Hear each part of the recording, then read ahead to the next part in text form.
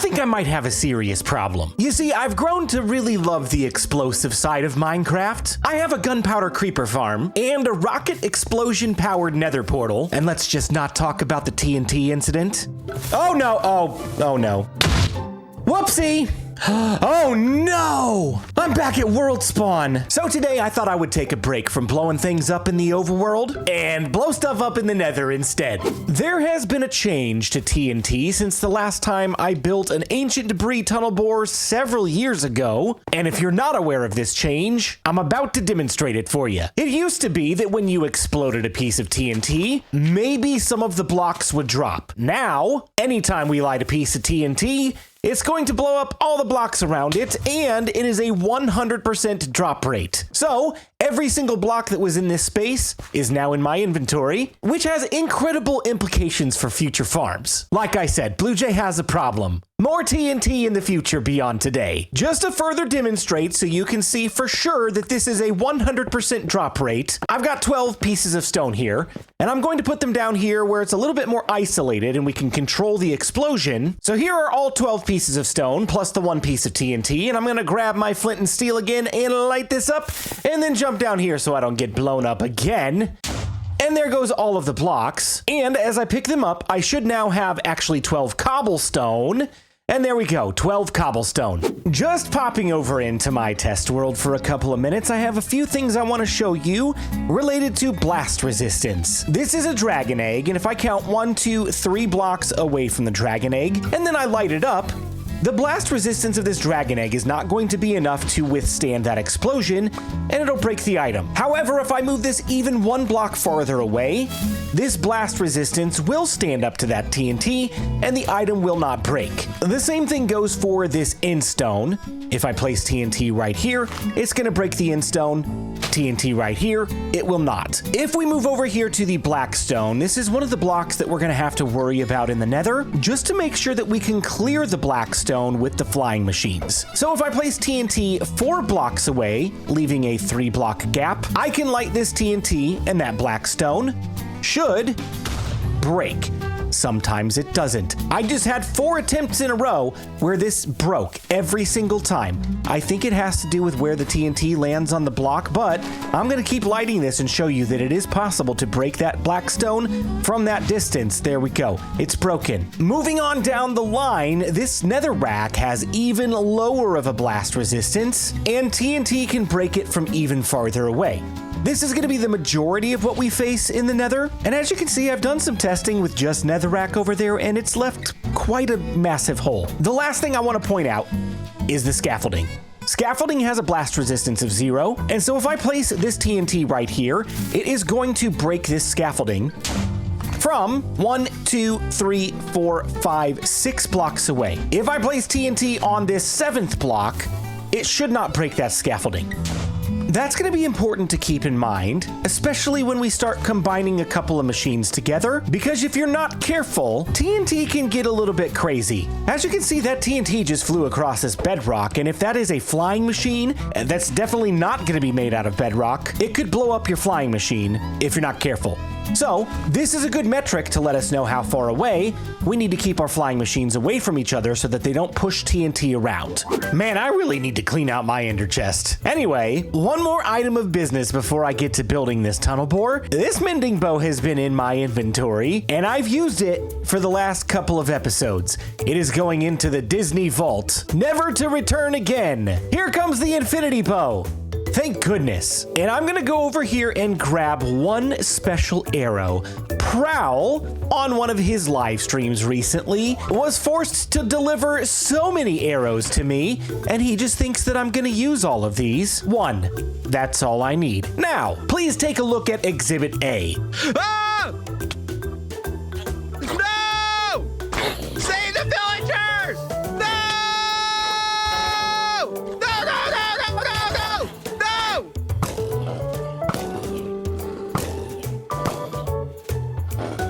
I just ran out of arrows. I just ran out of arrows. I have heard nothing but Prowl tell me for years, you're never gonna find yourself in a situation where you run out of arrows. I think I've proved my point. Dear Dear Prowl, roses are red, violets are blue. Mending bows stink, and you ran out of arrows too. I rest my case. Whew, I'm so happy to be finally rid of that bow.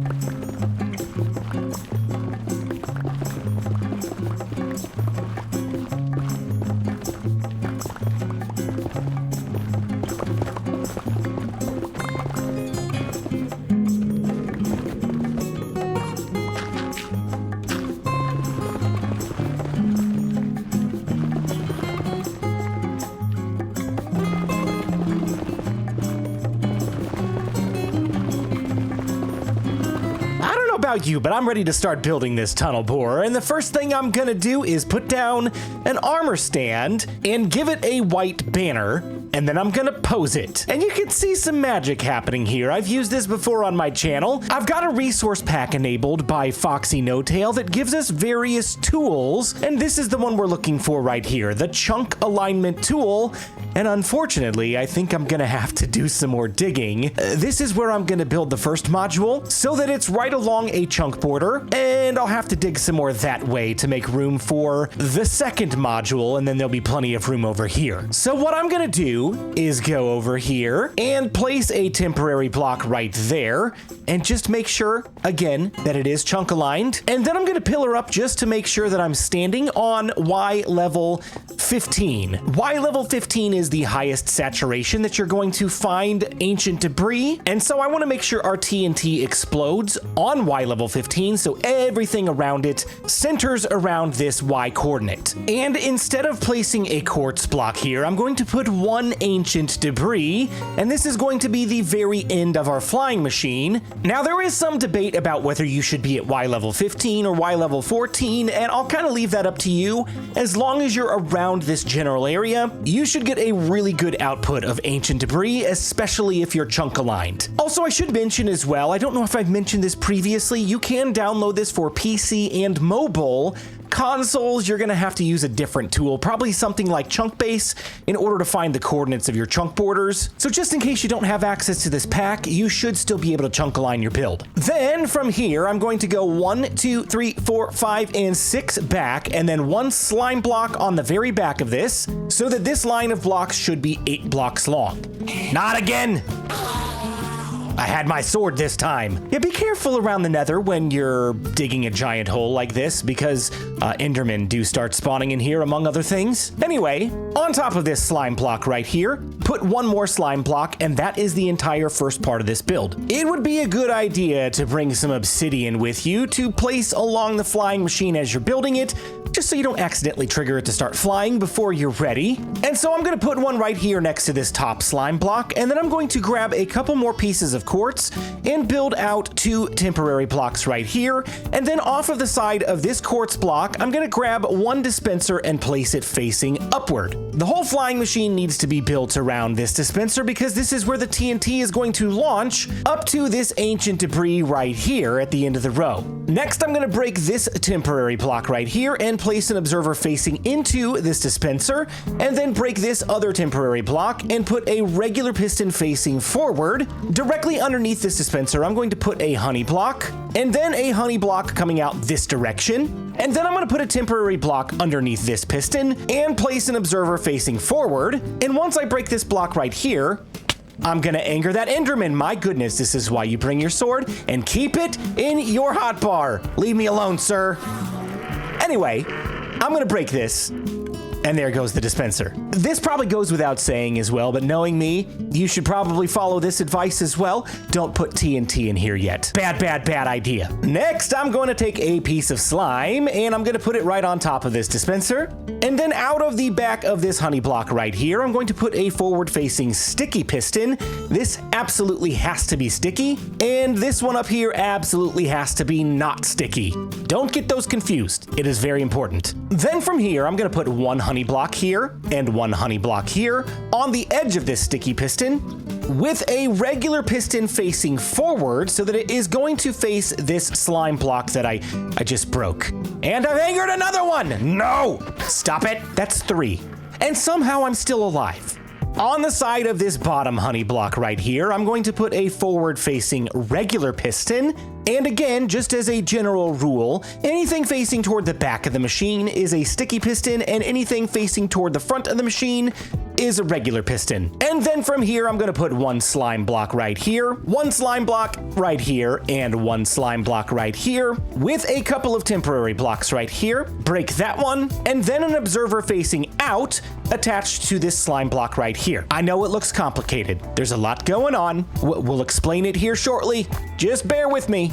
We're almost there. And I do believe the last part of this first section of the flying machine is another sticky piston facing out of the side of that slime block as well. So you should have a sticky piston here and a regular piston here, and this observer is going to activate both of those. Oh, just kidding. That was not the last part of this. I need a couple more temporary blocks right here.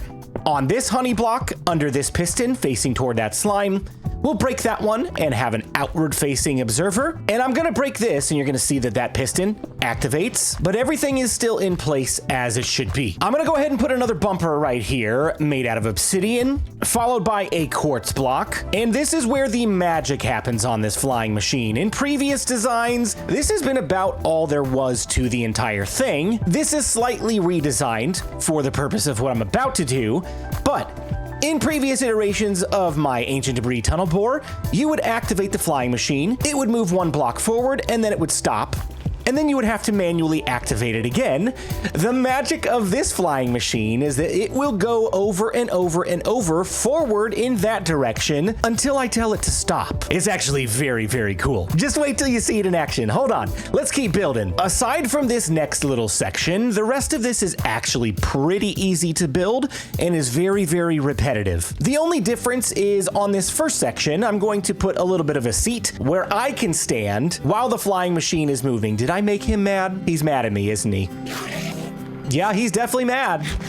Too bad you can't get up here. Okay, I think we're good. Are we friends? I'm not gonna look at you, but I think we're friends. So, out of the side of this block right here, where we've put it right next to that obsidian bumper, I'm gonna put an upward facing observer with one slime block underneath. Then out of the side of this slime block, I'm gonna put one sticky piston facing that direction. And then this is the only difference right here. On top of this piston, I'm going to put two slime blocks and one regular block. And this is going to keep me moving forward as this flying machine continues on. This part is absolutely not necessary for the rest of the build, but this combination of observer, slime block, sticky piston is what I'm going to repeat over and over back this direction. So upward facing observer, slime block, sticky piston, and then upward facing observer, slime block, and sticky piston. Oh man, he's mad again. Go away. And including this one that has the seat on it, you should have this observer, slime block, sticky piston repeated over until you have 9 of them, and you cannot do any more or any less. And I mean, I guess you could do more, but you absolutely cannot do less. If you do more, it's just going to slow the machine down between TNT blasts.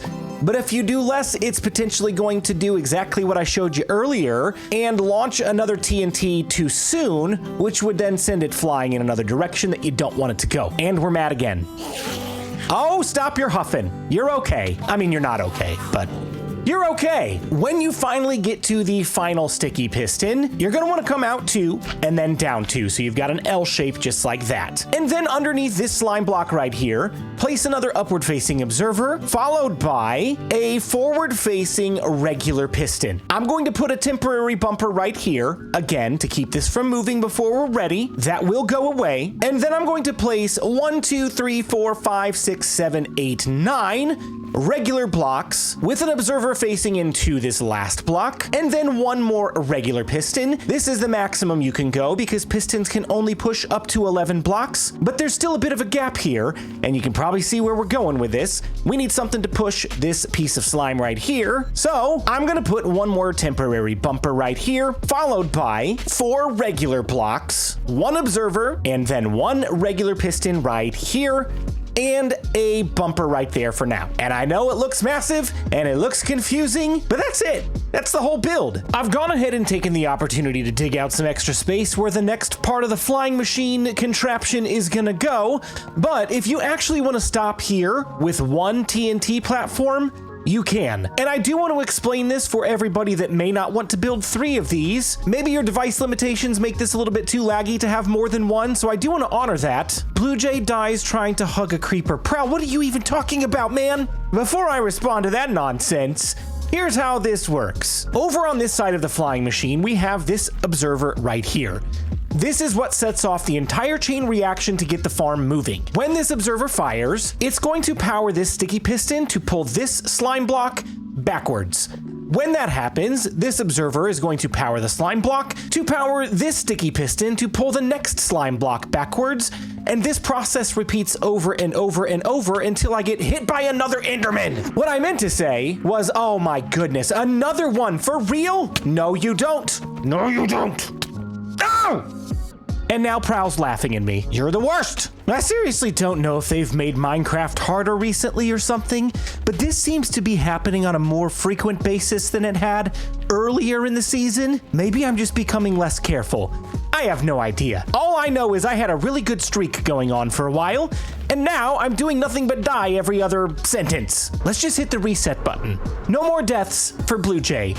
For at least 6 months. So I'm gonna keep my chest plate on now. Seems like a good idea. Okay, where was I? Chain reactions and such. Each of these observers will activate the sticky piston associated with it, and when it gets to the end of the line, it's gonna pull this whole section forward, which is going to activate this piston to push these blocks forward, and then these blocks will get pushed forward, and then this will get pushed forward. When these slime blocks get pushed forward, this observer is going to activate both this piston and this piston. On this side of things, that whole chain reaction we just explained is going to loop over and over and over again. And while that's happening, this piston is going to push forward these honey blocks, which are attached to everything here except for this slime block and these blocks back here. When these honey blocks move forward, this observer is going to activate this dispenser to dispense a TNT, and at the same time, it's going to activate this sticky piston to pull this honey block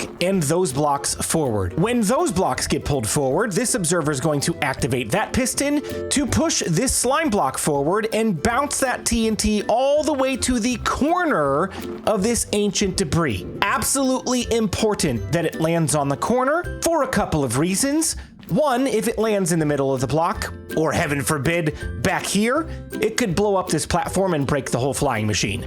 Not good. Two, if it's not sitting on the corner, it's not going to explode the blocks below where this ancient debris is sitting, so it needs to be pushed as far forward as possible, and when you see this, I'm telling you, it's as far forward as actually possible. It's insane how close to the edge this is before falling off. It's very, very cool. Also, one more thing, when this all gets pushed forward as well, this observer is going to detect that change and push this piston to push these blocks forward one as well to keep the entire contraption moving forward block by block. This whole section right here is going to sit still until this clock loops around one more time, and then it will repeat the whole process again. Hopefully that all makes sense. It's very, very complicated. This is a bit more of an advanced redstone build, so if you have questions, leave them in the comments or join my Discord server and ask me there. I'm always happy to help. You've got to be kidding me. I'm not happy to help you. Go away. And while you're at it, like the video and subscribe to the channel, please. Absolutely helps us grow. Let's keep that push toward full-time going. If you want to be slightly more efficient and get a little bit more ancient debris, the next part's going to be pretty important as well. In previous designs, I have chained maybe 15 to 20 flying machines together so that there's about 7 or 8 on each side. I'm not going to do that this time because it will be much harder to manage, but I think having the automated clock to keep pushing this forward is going to make up for any loss doing this one by one. I think this actually will turn out to be a lot more efficient, but in order to add a second flying machine and a third flying machine, I'm going to add one to both sides. I'm going to separate the ancient debris by 8 blocks. So there are 8 quartz right here, and I'm going to take one more ancient debris, and that is 9. This will ensure that this TNT is absolutely far enough away from that TNT that it's not going to push that TNT anywhere else, and it's just going to sit right on the corner of this block, just like that one. So for this, we start this mostly the same way. I'm gonna put 6 regular blocks right here, and including this ancient debris, that is 7 blocks. But instead of going with slime blocks at the edge, I'm gonna put honey blocks, and this is absolutely required as well. The reason for that is that there are going to be some slime blocks that come up against this right here as part of the flying machine, and I need these not to stick together. And if you didn't know, honey and slime do not stick together. I'm gonna place a temporary bumper out of obsidian right here, followed by 2 more temporary blocks, and just like we did before, an upward facing dispenser right here. Much of this flying machine is actually gonna be pretty similar to that with a few modifications. I'm gonna put an observer right here, a regular piston right here, and a slime block right here. That's all the same. Here's where it gets a little bit different. Under each of these redstone components, I'm gonna put slime blocks, and then I'm gonna go down 1 right here, and over 1 right here. Then underneath this slime block in the back, I'm gonna put a couple of temporary blocks, and then pillar up, break this temporary block, put a downward facing observer, and then break that temporary block. Then out of the back of this slime, I'm going to put 1 sticky piston, with 1 slime on the face of the sticky piston, 1 slime underneath, and then 1 slime on top. Then over here, 1 regular piston facing forward toward the slime block to push forward to bounce the TNT. Just like the other flying machine, I'm gonna put an observer facing backward right here to activate this slime, to activate that piston when it's ready. On the opposite side of the flying machine, there's a couple more components to add. Right here in the middle, I'm going to put a target block with a forward-facing regular piston directly underneath, and then 2 regular blocks right here, and then 1 slime block right here, and that is the entire machine. Now, you're saying, hey, BluJay, this is a lot smaller than the first one, and it is by design. The only flying machine that needs the clock is the engine. These other flying machines actually chain off of the movement from the engine. And how we get that to work is by attaching a dispenser to the side of this honey block right here, a couple of temporary blocks right next to it, and then we can break that one with an observer facing away from the dispenser, and then I can break that one. And inside of this dispenser, I'm gonna load up some snowballs. So when this flying machine moves forward 1 block, this dispenser will align itself with that target block and fire a snowball directly into it and activate this piston, which sets off the whole chain reaction of this flying machine. What I'm gonna do now is build this exact same thing over there, but I'm going to flip it so that the target block is facing the inside, and then over here on this honey block, I can put another dispenser, followed by another observer facing into that dispenser, and then snowballs will fire into the target block over here. Oh, this is a beautiful sight. I've got all 3 flying machines completely finished, and I'm about ready to test. However, I don't think I built this ceiling high enough to clear the first couple rounds of TNT, and I'm very nervous about that. So I'm gonna correct it. The TNT pops up here, but it kind of goes up a little bit, especially when the slime block bounces it forward. And I don't want to take any risks that this thing gets blown up on the first try. So, just gonna dig a little trench out right here on every flying machine. And I do believe that should be fine. I hope. The only thing left to do now is fill up the dispensers with the appropriate materials, and first, let's take care of the snowballs. Snowballs go in the side dispensers, and unfortunately, they only stack up to 16, and so I've planned for TNT to revolve around that same number. So, in each dispenser, I'm going to place 2 stacks and then 16. This is the equivalent of 9 stacks of 16 snowballs. So, when the snowballs run out, the TNT runs out. So, I think we're ready to get this show on the road and break all of the safety blocks. So, here we go. I'm gonna place a block right here. Oh, please work. So far, so good. Yes, it's working. And there goes the TNT, yay! Explosions! Happy, happy, happy. All right, let's go up here and take care of this. Oh, this is already in our way. We gotta take care of this quickly. Oh! Okay, we're in trouble. Let's get some obsidian and stop the flying machine, all right? You just gotta put the parking brakes on. Which means I gotta have a way to get up there. BluJay, oh, don't break it on the first go. Please don't break it. Okay, it's stopped. I think we're okay. TNT can fly through lava, but it will float. I'm kind of scared to uncover what's under here.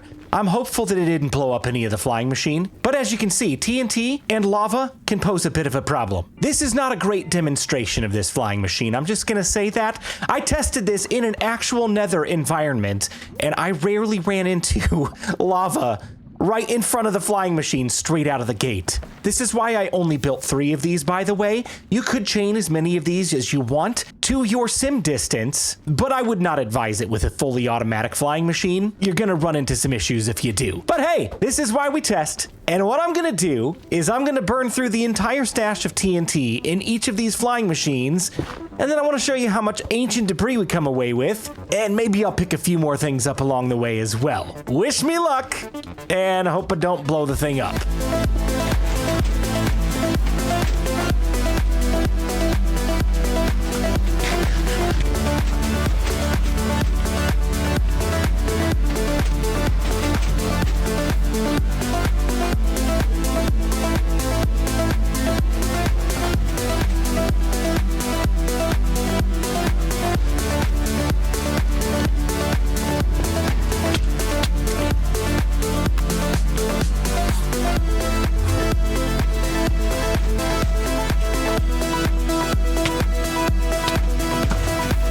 I've only gone through a couple of stacks of TNT, and my goodness, the destruction of the Nether is underway, and I've got several ancient debris to uncover. I've got 5 in my inventory right now, and I only mined the ones that were directly in the path of one of the tunnel bores. So I need to go through here and start collecting my loot. After combing through here, I've got just over a stack of ancient debris, and I picked up a couple and a half stacks of nether quartz and a little bit of gold, and that's without me even really getting all of the ores. I need to go in here and clean this up, but I did want to show you how much ancient debris I've got, and I wanted to show you a couple of things about the flying machine as well that might help you troubleshoot if you get into a sticky situation in the nether, because I learned a couple of things myself that differed from when I was doing this in my creative testing world, because obviously I can't fly in here. It makes a few things a little bit more challenging, and I found a way around that. If you get into a situation where one of these flying machines is headed straight toward lava, or some gravel, or an ancient debris is directly in the path of the platform, the best way to stop the flying machine is a piece of obsidian right here in front of this platform on the engine. And I say that's the best place because it's the easiest to access, but it's also honestly the most dangerous. If you accidentally place an obsidian right there, that's gonna set off a TNT and it may not launch forward depending on where it's at in the cycle, and you may blow up your flying machine. I totally didn't do that. Oh no.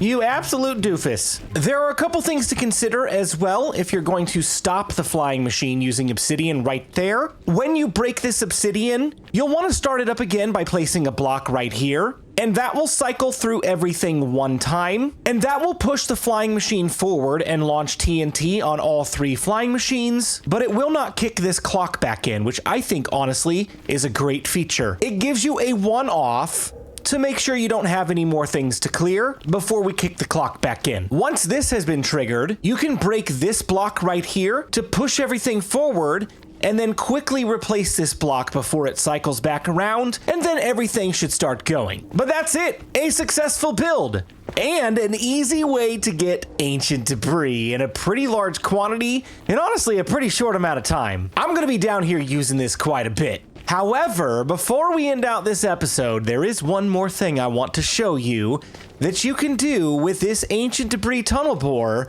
and that makes it not just an ancient debris tunnel bore, but, well, you'll see. I'm currently in a creative copy of the world because I haven't done this in the actual survival world yet. I'm not sure if I'm going to anytime soon, but I just want you to be able to see this. With the introduction of 100% TNT drops in Minecraft Bedrock Edition, tunnel bores are now effective in the overworld. But there are a couple of stipulations to that great news. The first of which is that you need to be at the very, very front the entire time this thing is running, especially if you're going after diamonds. The reason for that is once this thing is activated and the TNT starts launching, you need to be at the front to start picking up blocks the moment they drop on the ground.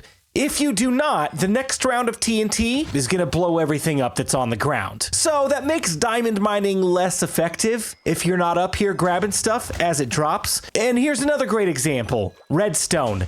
That's going to break. And as soon as this next TNT goes off, all of that redstone is gone, except for the new ores that just dropped.